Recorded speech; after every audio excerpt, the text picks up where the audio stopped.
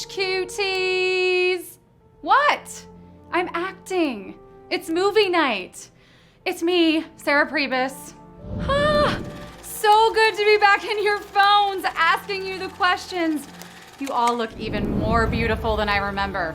Did you get a Hollywood glow up? I think the last time we saw each other was New Year's Day, and now I'm back to kick off the second half of the year. Wait, it's the second half of the year? And what a special occasion for my return. It is movie night, like I said. Your chance for a little bit of fame and even a little fortune. They have rolled out the red carpet. And if you know the answers to tonight's 12 Tinseltown teasers, is that an acting warm-up? Tonight's 12 Tinseltown teasers, you're sharing in tonight's $5,000 prize pot. Yeah, you are. Are you a silver screen savant? Have you been streaming enough movies to make it the distance? I'm sure we'll have some winners tonight, so it might as well be you. Yes. And this is all made possible by Robert De Niro's own Tribeca Film Center, helping filmmakers make great movies and even bringing back the movie-going experience during COVID. Remember movie theaters? Well, they may be closed right now, but Tribeca is bringing back movie night with Tribeca Drive-Ins every weekend in July in cities coast to coast. Over 30 classic movies will be screened in public in the great outdoors. The movies will bring us together and the cars will keep us 6 feet apart, so it's win-win. For tickets and showtimes, go to tribecafilm.com/drive-in. And this is in many locations across the country. So tell us right now, where do you live? East Coast, West Coast, or in between? Are you like Matt Richards, holding it down from coast to coast, smooth as the butter that you put on your toast? Some places are on the edge. I think Philadelphia can count as East Coast, even if there's no beach. Who wrote this? I'm from Philadelphia. It is East Coast. Okay, 45% of you are on the East Coast like me. Woot woot. Yeah, East Coast.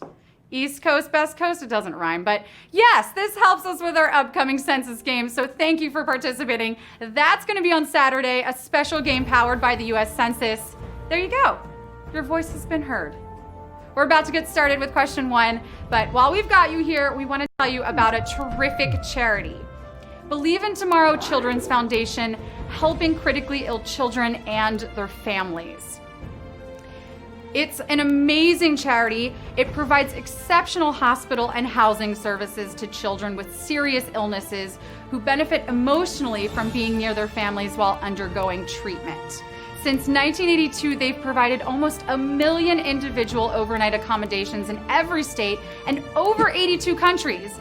And their military initiative prioritizes children of soldiers receiving care at military hospitals. I'm so excited to learn about them. HQ is very pleased by all of that, and we're thrilled to match tonight's prize money in a $5,000 donation to Believe in Tomorrow. Here's a greeting from one of their stars, Carlina Zembauer. Hi HQties, I'm Carlina with Believe in Tomorrow here at the Children's House at Johns Hopkins in Baltimore. We're a home away from home for critically ill children and their families receiving treatment at the Johns Hopkins Children's Center. Additionally, Believe in Tomorrow offers respite housing at our 6 locations at the beach or mountains where our pediatric cancer patients can escape the daily stress of treatment. This free week away is their opportunity to really recharge and renew their spirits with their family. For more information or to support our mission, please visit our website at believeintomorrow.org. HQ Trivia, thank you so much for supporting us this evening and for helping our families believe in tomorrow. Thank you so much, Carlina. And if you'd like more information, they're at believeintomorrow.org, and donations make all of their work possible. So, if you win, you can donate. Somebody's watching. Anyway, that's all the trailers and the previews that we brought. So I think it's time for the main feature. Remember everything you know about movies, concentrate on the questions, and you can do this. I believe in you. It's time to trivia. I can't believe we're doing this. Okay, here comes Q1. What is the most common threat in Star Wars movies? Icy sidewalks, potholes, or planet-exploding weapon? If I fall asleep halfway through, does it count as watching Star Wars? No? Then I haven't seen it. Potholes would be one of the smallest problems in the Skywalker saga, even if all the vehicles didn't hover. But a bigger problem might be creative fatigue, since planet-destroying superweapons are major plot points in 5 out of 11 films. Yes, it's planet-exploding weapon. 78,811 of you got that. Well done. Off to a great start. Here we go. Q2. Which of these films is not a musical? West Side Story, Lawrence of Arabia, or My Fair Lady? Which is not a musical? Some major heavy hitters from the early 60s here. 2 of them adapted from hit Broadway musicals, and a third based on the real-life experiences of T.E. Lawrence, you know, that guy who spent some time in Arabia. Yeah, it's Lawrence of Arabia. 74,910 of you got it. If you've seen this movie during quarantine, I'm a little worried that you've got too much time on your hands, but I guess we all have time, because it's 4 hours long. Yeah. Q3, what romantic comedy had the working title $3,000? The Proposal, Pretty Woman, or The Wedding Singer? Working title $3,000. Proposal, Pretty Woman, or The Wedding Singer? I think the producers figured out that a movie starring a big pile of money isn't gonna draw audiences, so although that stayed in the movie as the agreed upon amount, the bigger draw was Julia Roberts as a pretty woman. Yes, Pretty Woman. 62,988 of you got that. Do you guys want to feel old? You probably don't, but I'm gonna tell you anyway. Pretty Woman came out 30 years ago. Yeah. Anyway, check out this Pretty Woman. She's a little more modern.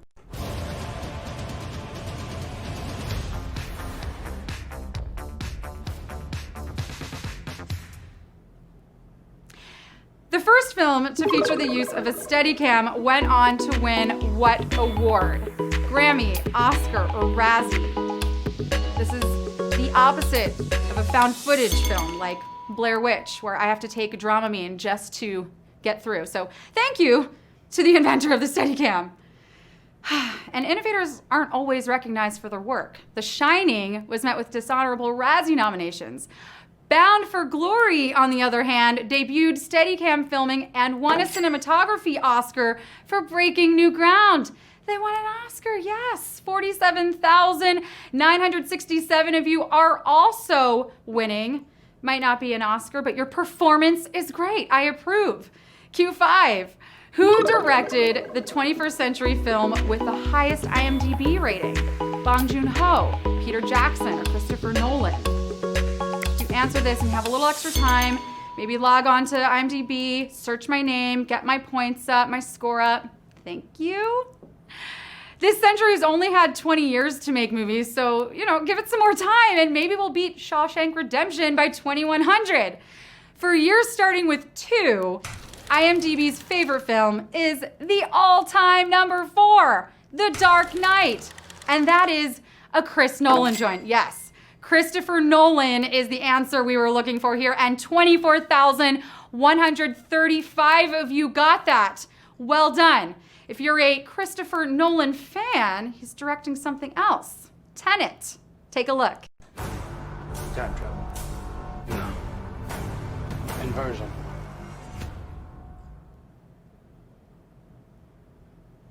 I'm seeing it. Which movie's first words are about a Madonna song? Serial Mom, Reservoir Dogs, or High Fidelity? Gave you a hint in the push. Do you remember what we sent you? Who would expect a bunch of older guys to have a serious chat about Madonna? Who let the dogs out? Who? Tarantino did. Reservoir Dogs started his whole career on an argument about Like a Virgin, and Quentin kicks off the discussion himself.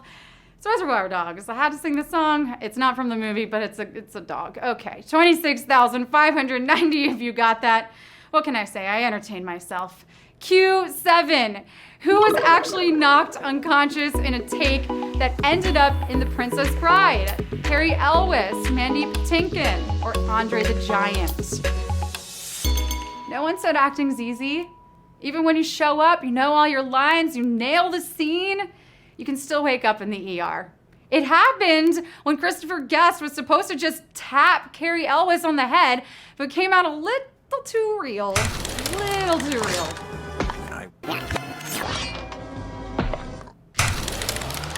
Inconceivable. How could that happen? Cary Elwes, poor Cary Elwes, yes. 18,915 of you got that. If you need another quarantine movie and you haven't seen this one, you must watch it. Q8. Leonardo DiCaprio's first Oscar was for playing a character with what name? William, Jordan, or Hugh? William, Jordan, or Hugh? His first Oscar. You know, there's a Mandela effect going around that we just wanted to check with this question. So when Leo won his first Oscar, a lot of people were saying, didn't he win one a long time ago, like before playing Hugh in The Revenant? No, he didn't. He didn't. Hugh was his first Oscar. 17,250 of you got that. And to the just over 3,000 that didn't, you don't have to let go. I'll never let go, Jack, and you don't have to let go. You can buy back in with an extra life. It's that easy. Don't be dramatic, okay? Q9, who was not named in the opening song of the Rocky Horror Picture Show? Flash Gordon, Bela Lugosi, or King Kong? These iconic opening credits feature a pair of lips singing a tribute to retro sci-fi, fantasy, and horror. Flash was there in silver underwear, and then something went wrong for Fay Wray and King Kong, but Bella was only there in spirit. Yeah, Bela Lugosi is your answer. We have slight savagery. It's a monsters question about monsters. And if there are any horror movie fans out there, I gotta know, are you ready for the remake of Candyman? Spooky. You might want to close your eyes for this one.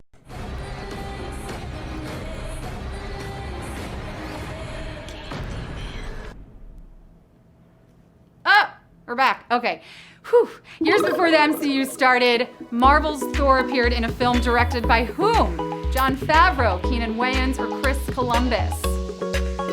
Jon Favreau, Keenan Wayans, or Chris Columbus?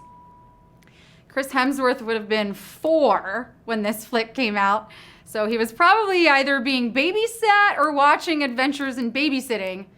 Chris Columbus tapped into his own childhood love for comics while making the movie and let Thor save the day. Yes, Chris Columbus.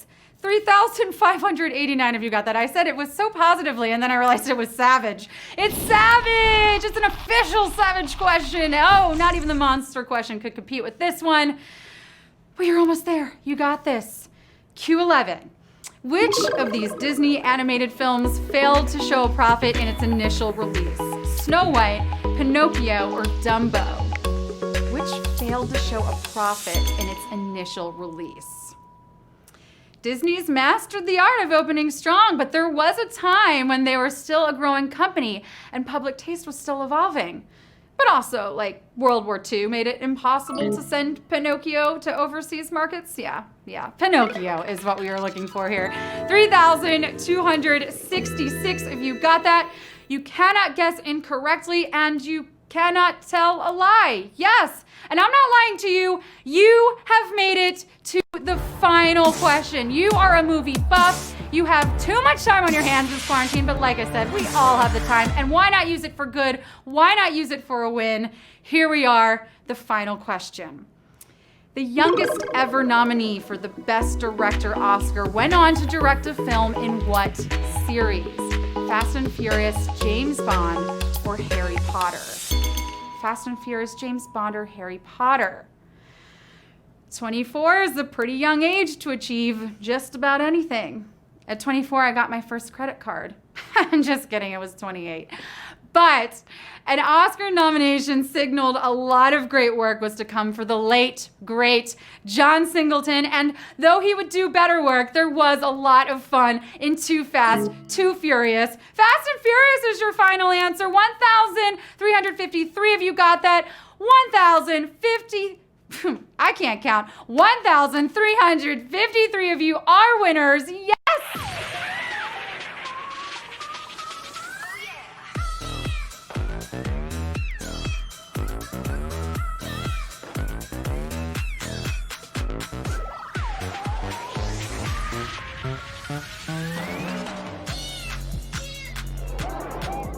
Let's hope I do a better job shouting out these winners than I do saying numbers. Okay, dumb brow.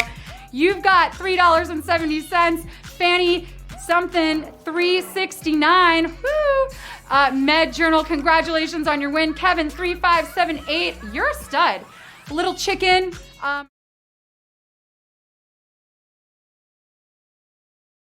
David. That's like the spooky version of David. $3.70 for you. Fedman1. Congratulations. Danny569. All patriotic. Well done, everyone. Congratulations to all of our winners. Throw that cash in a kiddie pool and Scrooge McDuck with it. Roll credits on another Blockbuster HQ movie night. It has been an absolute pleasure hanging with you all. We do this every Wednesday night, and you can come back tomorrow for HQ Trivia with Matt Richards. Once again, thank you so much to Tribeca Film for making tonight possible. And don't forget about that charity, Believe in Tomorrow, healing and housing seriously ill children and their families. They're at believeintomorrow.org, and every donation really does help. Until we meet again, I'm Sarah Pribis. I hope I wasn't too popcorny. Be safe and have a great night. Bye.